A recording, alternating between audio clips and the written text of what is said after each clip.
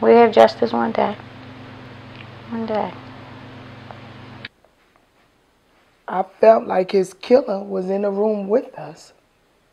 I don't want to see where he was laid to rest at. That's not a good feeling to me. A good feeling to me is where we used to joke at, where we laughed, where we used to try to talk to girls at, when we used to go to the corner store at. And that was in Stanley Home Village. You ain't always gotta be down, you could, especially when the girls come around, you could. To all the black people, all the people in the world, we gotta put the guns down. We losing too much of our good people, too many of our talented people to senseless violence. Joyce McKinnon and Willie Hogans are two victims of a culture of increasing violence in Atlantic City and Pleasantville. Their killings, like many others, remain unsolved, despite the knowledge of the killers' identities. I'm living here where her life was taken, and it's not a pleasure for me to be in. What I go through, nobody knows how I feel but the Lord. What happened, Mr. Ingram had killed a gentleman in Sassafras in December. And I guess from that it was retaliation, thinking that my mom was his mom. So that's where everything came from. She came in from work. She went downstairs. She was watching TV. Then all of a sudden we just heard this bow. Call the ambulance, call the police. By then we already knew what was happening. I ran to the window. I seen the guy pull his hoodie over his head. We called 911 like 10 times. Nobody still responded. By the time they arrived here, it was just too late. We all lived here together. Me, her, and my two daughters at the time when the incident took place. She just was an outstanding person. The sad part is, I've been waiting for that because I knew it was coming. But I just didn't expect it to come so soon when it did. Getting a knock on my door about my brother's death, I don't want that for my son. We moved out here in Egg Harbor Township to get away from it because one day I came home from work and my son was like 3 years old. He had a rag hanging out his back pocket and his pants hanging down. 3 years old. So I knew it was time for me to go. It's like it's no secret. Everybody knew my brother got high. Everybody knew he did dope. He was a booster. A booster is, they're thieves. But that's just a nice name to call a thief. Because a booster, like some of them, you give them a list. This is what I want. And they'll go get it for you. Yeah, anything you want. Flat screen TVs. But I don't have none of that here. I work for mine. Yeah, but that's what he was. And no matter what he was, that was my brother. And they had no right to take his life. He would skip school with his friends, and I believe that's where he started on the drug scene in high school. My brother could walk the streets of Atlantic City forever. I don't even remember him having a fist fight. Maybe when we were younger he had a couple, but in his older age, I don't even remember him having a fist fight. Everybody loved my brother. He was murdered for merchandise, stolen merchandise. He was paid before he got them the merchandise. When he didn't come back with the merchandise, they felt like he ripped them off. But from my understanding, he was paid in bundles of dope, drugs. They took his life, but they don't know what they did to the rest of his family. He has a 1-year-old daughter. The police came knocking, banging on my window, my doors. Still to this day, the knock that came on my door, I don't wish that for no one. No one. Basically, I mean, we're out here, trying to, basically back up patrol as much as we can, and, we're kind of like a proactive unit in a sense, so, I mean, in the meantime, if the patrol's handling the calls and they don't need our help, answering some of them for them, we try to come out here and do a little bit of proactive work, hit some of the, I guess, higher crime areas in the city, and try to deter as much as we can. Stanley Homes is affiliated with the Dirty Block Crime family. They also have some subsets or younger sets, ABP, YGC, Young Generation Cartel, and the All About Pimpin', All About Paper, which are the young sets. And also they had a group called the 33rd, which was actually just the third village of Stanley. They were the younger kids under the older ones. That's the primary gang in this particular projects. It's really where you grow up at. You know what I mean? If you grow up on this side, you're part of this group right here. If you grow up on that side, you're part of this group right here. It's not really a pick and choose thing. It's where you grow up at, what neighborhood you're actually in. Because if back in our days, it was really more or less called the neighborhoods, like Pitney, VAC, back Maryland and stuff like that. We didn't have names like Dirty Block and H Block and all the rest of that stuff. I learned a lot about it, and it's something bad to be in and something bad to play with, And when it's causing people to lose their lives, they need to do away with it altogether. Violence is part of daily life in the neighborhoods beyond the casino lights. Often it's related to drug activity. Fear of reprisal keeps witnesses silent, complicating the work of investigators. Meanwhile, the families cope every day with the fallout. No one wants to be a snitch. No one wants to tell on their neighbor. No one wants to do the thing. It's something that happened inside of them. They saw someone not do well because of what they said or what they look like or whatever. So people have that hush mouth kind of thing. And the old days, we didn't have that, because if you walk down the street and if you broke a bottle in a glass on the sidewalk, your parents made you go back and clean it up. Today, they'll throw the trash on the street and just keep on walking. No one will say anything to them. They have this thing called no snitching, and a lot of people live by that. A lot of people fear for their life. And I can't say I much blame them. But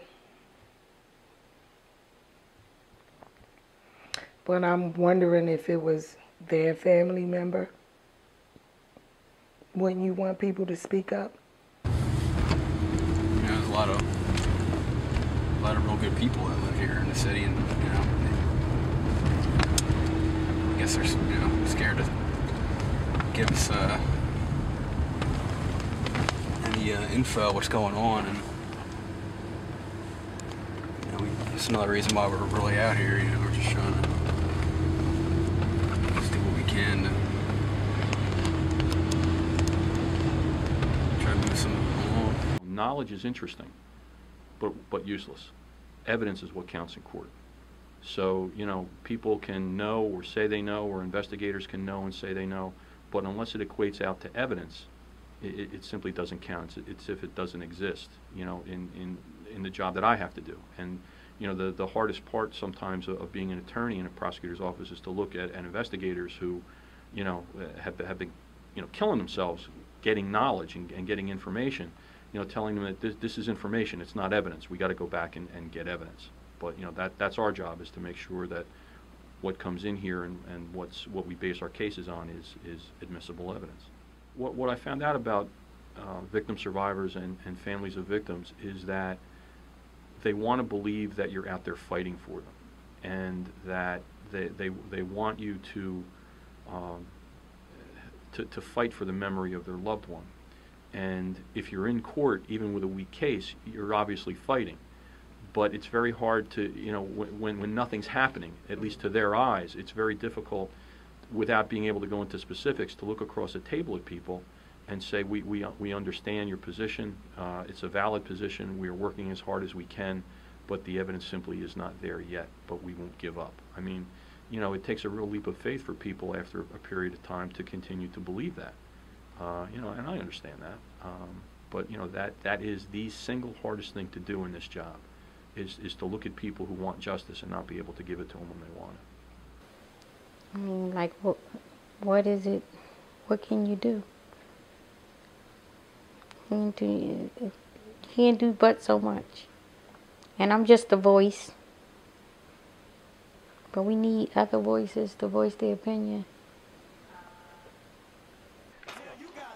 Bolstered by Atlantic City Police intelligence, multi-agency raids crippled 2 of the most violent drug gangs. Yeah, since the roundup, it's been very quiet. The residents are very pleased with us. We get thank yous all the time. Kids are allowed to come out and play on this playground when they're out of school now. And it's made a significant impact on the drug trade. Last year it seemed like it was pretty bad with the shootings and the guns and everything, and then this year it seems to be quieting down, so I think things just go in trends. Me and him got a lot of guns off the streets. I mean, never really had anybody pull one and turn it on us. But there's been plenty of people that we've chased. There's probably one over there. I mean, there was one on Indiana Avenue. I think it was actually around last summer. We chased a guy into basically one of those buildings over there. And when we came in, it was pitch dark, and the guy, we knew he had a weapon on him. And we just couldn't see his hands, and like I said, it was like that unknown. You don't know what they're going to do, what they're thinking. It's a great start. The last gun buyback program we had in the county netted, I think, 511 guns. We're already up over 700 in a little over half a day. So, you know, it's tremendously successful in light of past results. We have 700 guns right now. That's 700 less opportunities for tragedy in the county. 700 less opportunities for burglaries to occur in a home, a gun be removed and then placed into the illegal stream of commerce. 700 less opportunities for kids to come into possession of loaded guns, not knowing how to use them, or really not knowing the import of what they're holding. These kids are educated much more than what we were when we was coming up. We didn't know anything about guns and murders and drugs. We just didn't, it wasn't out there like it is now. Today, getting a gun is like buying candy, which is not hard. I mean, it's so easy. And you'd be surprised of who have guns. But the question is, where are they coming from? Now you gotta, I'ma make you. Now you gotta, I'ma make you. I would have to say the biggest misconception about Atlantic City when it comes to violence is that people don't want to come here because they're scared for their safety. And I think that it's completely inaccurate. When you make statistics and then you say, well, you know, Atlantic City's extremely dangerous, it has one of the highest crime rates in the nation. Well, yeah, you're looking at violent crimes versus population, and it's high. Don't get me wrong, but I don't think it paints a true picture of Atlantic City. The reality is, there's millions of people come here a year, millions, and they just don't factor that in. And it's different. It's obviously difficult to quantify something like that and how many people are here versus a crime. But I don't think it's fair. It's definitely not fair to base statistics off irrelevant figures. Floyd Tally grew up in Atlantic City. The gangs in his neighborhood were like family, helping him survive when his mother died. He has been on both sides of the struggle against violence. I grew up in a, single parent household, took to the streets, at a young age, 15, 16. Well, my mother passed away when I was 16, so I basically had to, you know what I mean, fend for myself from that point forth. Times has changed, you know what I mean? Like when I was out on the street doing Peace Up Guns Down, one time we had went to a shooting in the village, and it was a dead body in the ground in the village. And kids was outside playing like it was something normal. With the times changing, yeah, of course, you know what I mean, there's lesser fist fights and more, you know what I mean, gun battles. You know what I mean? And it goes back and forth. It does, like I said, it don't get better, it get worse. Like say one person gets shot, next week the next person get, you know what I mean, killed. Everybody in the city knows that that person shot that person in the leg, but now he's dead, you know what I mean? Now his friends got to get back with him, and now he's dead, you know what I mean? Because now they feeling like nobody don't care about us, what we do. Only thing they care about is when we act a fool and we do bad things. That's the only time they care about us or they talk about us. We got to ask is, why are these kids so angry? Why these kids is killing at an alarming rate? Like, you know what I mean? They're meaning to kill. Most of the shots are headshots and stuff like that. When they come in, they not trying to prove that I can shoot a gun no more. Because back in our time, you know what I mean, I shoot my gun. You know what I mean, it was a lot of professional leg shooters. Right. But now it's a rack of professional head shooters. They're trying to kill somebody. Since I've been here, which is going on 12 years, it's just been more prevalent that there's younger kids doing more violent things, and it's disheartening. It's disheartening because you know, they're throwing their future away, number one. Number two, you know, we all want a safe environment to live in for us, our families, and everybody else. And it's just more and more prevalent. In Chicago, they're shooting, and that's what's getting front page or the big story on the news. So now, what's that going to do here? They want to become famous, or a lot of the times they doing it for a name. 2-3 people that's with me now, and 2-3 people that's with me before. That, you know what I mean? That's all they do all day long is cry. Why? I mean, and it's crazy because of the fact that this one kid, you know what I mean, without naming names, he was crying to me. He's like, man, why is this happening to me? I had to tell him, you killed somebody. Do you realize that? You took somebody's life. And you around here screaming out, why this happened to me? This happened to you because you made it happen to you. You wasn't thinking. And when you write your letters and when you know what I mean, get with your mans and them on the phone, you got to let them know, you know what I mean? But instead, you sending false messages. He was like, yeah, you right. See, because we done went past the fact. It used to be stop the violence. Now we done went from stop the violence to stop the silence. No, let's go back to stop the violence so that way we don't have to stop the silence and we can, you know what I mean, keep our mouths open, you know what I mean, by stopping the violence. The schools inevitably become part of the response to violence. Officials have tried to make schools like New York Avenue a safe refuge for young people. It hurts sometimes, painful. It's painful. It's painful sometimes in here. Okay, we work hard. And some Rosa work very hard here to keep the lid on. We don't have cops around our school. I did not want them to look at New York Avenue as a building across the street, because the building across the street got vandalized. It's a difference than the building across the street than the school, the place of hope, the place that feeds me, the place where people love me. This is what kids see. The place where I can go and I can't wait to get there. Okay, on Monday or whenever.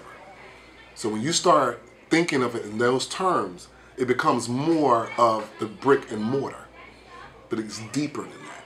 It now becomes more fulfilling to a child, multidimensionally fulfilling, if that makes sense. Not just academically, mentally, socially, spiritually.